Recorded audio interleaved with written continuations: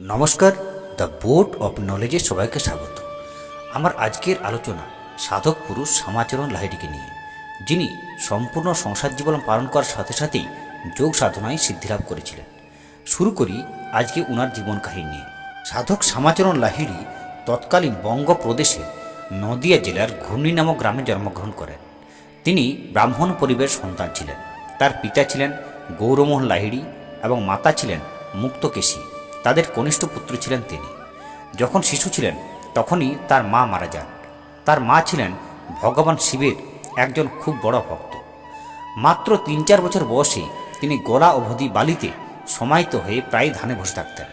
৫ বছর বয়সে পূর্বপুরুষদের বাড়ি বন্যায় নষ্ট হয়ে যাওয়ায় পরিবারটি বারাণসীতে চলে আসে। সেখানেই তিনি তার জীবনের বেশিরভাগ সময় কাটান। কাশীতে বসবাস করার সময় শাস্ত্রপাঠ ও ধর্মসাধনায় বিশ্বাসী তার পিতা গৌরমোহন নিজে প্রত্যহ তাকে ঋগ্বেদ পাঠ করাতেন। বালক শ্যামাচরণকে বেদঙ্গ মহারাষ্ট্রীয় ব্রাহ্মণ নাগভট্টের কাছে কিছুকাল বেদ শিক্ষার জন্য পাঠিয়েছিলেন। গঙ্গা স্নান করে বেদ পাঠ এবং পুজো তার দৈনন্দিন রুটিনের অংশ ছিল। গৌরমোহন প্রাচীন ধর্ম সংস্কৃতিতে বিশ্বাসী হলেও শ্যামাচরণকে শিশুকাল থেকেই উর্দু এবং হিন্দি শেখান। 1846 সালে শ্যামাচরণ লাহিড়ির বিয়ে হয় শ্রীমতী কাশীমণির সাথে। তাদের 2 পুত্র, 3 কড়ি ও 2 কড়ি এবং 3 কন্যা, হরিমতী, হরিকামিনী এবং হরিমোহিনীর জন্ম হয়। তার 2 পুত্রকে সাধুসন্ত হিসাবে মানা হতো। শ্যামাচরণ লাহিড়ি ইংরেজ সরকারের সামরিক প্রকৌশল বিভাগের একজন হিসাব রক্ষকের কাজ করতেন। এই সূত্রে তিনি সমগ্র ভারতবর্ষ ঘুরে বেড়াতেন। পিতার মৃত্যুর পর তিনি বারাণসীতে সমগ্র পরিবারের দায়িত্ব গ্রহণ করেন। 1861 সালে শ্যামাচরণ যখন ব্রিটিশদের অধীনে কাজ করেছিলেন, সে সময় একটি সেনা ছাউনি তৈরির জন্য কিছু লোকের প্রয়োজন হচ্ছিল। এর ফলে পিডব্লিউডি বিভাগের নতুন কর্মী শ্যামাচরণ লাহিড়িকে দানাপুর থেকে রানীক্ষেতে বদলি করা হলো। সকলে বলল এটা পানিশমেন্ট ট্রান্সফার, কিন্তু যুবক শ্যামাচরণ এতেই খুশি হলেন। তার কাছে এই বদলি মোটেই শাস্তির মনে হয়নি, বরং প্রকৃতিপ্রেমিক শ্যামাচরণের মনে হলো এই বদলি যেন বেতনের বাইরে কিছু উপরই পাওনা।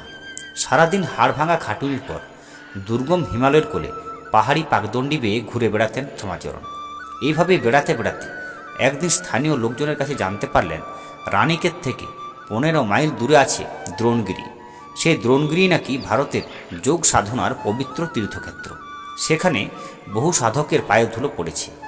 ভারতের অনেক মহাযোগী যোগ সাধনায় সিদ্ধিলাভ করেছেন দ্রোণগিরির এই শিখরে। এই কথা জানার পরে শ্যামাচরণ যেন আর স্থির থাকতে পারলেন না। একদিন হঠাৎ করে চুম্বকের মতো সে আকর্ষণে শ্যামাচরণ চলে গেলেন সেই পাহাড়ি এলাকায়, এবং সেখানে ঘুরতে ঘুরতে যখন সন্ধে হচ্ছিল তখন তিনি শুনতে পেলেন শ্যামাচরণ শ্যামাচরণ বলে কেউ যেন ডাকছে।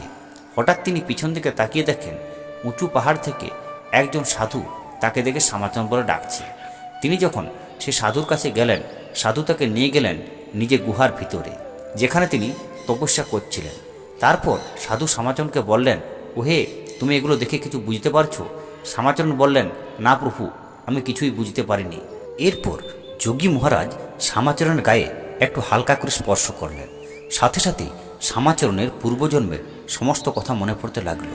তখন সেই যোগী মহারাজ শ্যামাচরণকে বললেন, ওহে, পূর্বজন্মে তুমি তপস্যার সর্বোচ্চ স্তরে থাকাকালীন দেহত্যাগ করেছিলে, তাই তোমার তপস্যার যেটুকু বাকি রয়েছে এই জন্মে তুমি তা পূর্ণ করো। পূর্বজন্মে তুমি ছিলে আমার শিষ্য আর আমি ছিলাম তোমার গুরু, তাই এই জন্মে তোমার পূর্বজন্মের বাকি কাজ আমি থেকে তোমাকে সমাপ্ত করাবো। শুধু তাই নয়, পূর্বজন্মের সঞ্চিত সাধনার সুফলও তুমি লাভ করবে। এরপর গুরু বাবাজি শ্যামাচরণকে দীক্ষা দিলেন এবং তাকে যোগ বিষয়ে সাধনা করার জন্য উৎসাহিত করলেন। বিস্ময়কর দ্রুততার সঙ্গে শ্যামাচরণ যোগ সাধনার গূঢ় শক্তি রপ্ত করতে লাগলেন। বহু প্রকারের অলৌকিক শক্তির তিনি পরিচয় দিয়েছেন বারবার। প্রতিদিন অফিসের কাজ সাঙ্গ হলে তিনি যোগ সাধনায় বসতেন। সহকর্মীরা প্রথমে তাকে বুঝতে পারেননি। ঊর্ধ্বতন অফিসার তার নাম দিয়েছিলেন পাগলাবাবু। যে অফিসার সাহেব তাকে পাগলাবাবু বলে ডাকতেন, সেই অফিসার সাহেবই শ্যামাচরণবাবুর শিষ্যত্ব গ্রহণ করেছিলেন।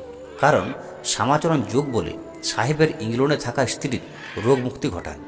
শ্যামাচরণ লাহিড়ির গুরুদেব তার প্রিয় শিষ্যকে বহু বছর প্রত্যক্ষ বা অপ্রত্যক্ষভাবে সঙ্গ দিয়েছেন এবং যোগবিদ্যার মূল শক্তি শিষ্যের ভিতর সঞ্চারিত করেছিলেন। শ্যামাচরণ সর্বজীবে নারায়ণকে দেখতে পেতেন। এমনকি বদ ও পাপী লোককেও তিনি নমস্কার করতেন।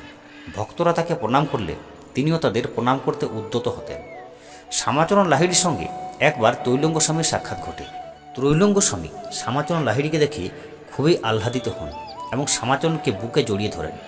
পরে স্বামীজি তার শিষ্যদের বলেছিলেন, শ্যামাচরণ যে কত বড় যোগী সাধারণভাবে তা টের পাওয়া যায় না। উনি অত্যন্ত উচ্চ মার্গে পৌঁছে যাওয়া সিদ্ধ পুরুষ। শ্যামাচরণ যোগ বলে অনেককে দুরারোগ্য ব্যাধি থেকে মুক্ত করেছিলেন, মৃতপ্রায়কে প্রাণদানও করেছিলেন।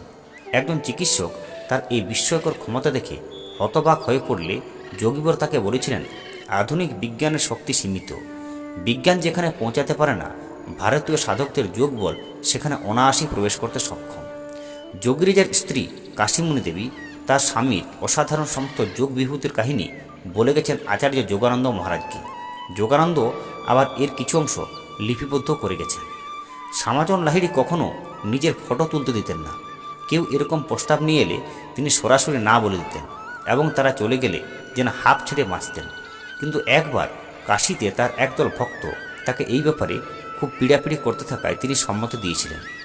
স্থানীয় নামকরা ফটোগ্রাফার গঙ্গাধরবাবু এলেন, কিন্তু ভিউ ফান্ডরে চোখ রেখেই গঙ্গাধরবাবু একেবারে হতবাক। বিস্ময়ে তার হাত পা কাঁপতে লাগলো। সব কিছু দেখা যাচ্ছে, শুধু দেখা যাচ্ছে না একমাত্র যোগী মহারাজকে। ফটোগ্রাফার যোগীরাজের পা জড়িয়ে কাঁদতে লাগলেন, বললেন, আপনার যোগের কাছে যন্ত্রের কারিগরি সবই বৃথা। আপনি অধমকে আপনার চরণে ঠাঁই দিন। শ্যামাচরণ তখন স্মিত হাসির সঙ্গে ছবি তুলতে দিলেন। সেই ছবিটি আমরা যে শ্যামাচরণের ছবি দেখি, সেই ছবিটি।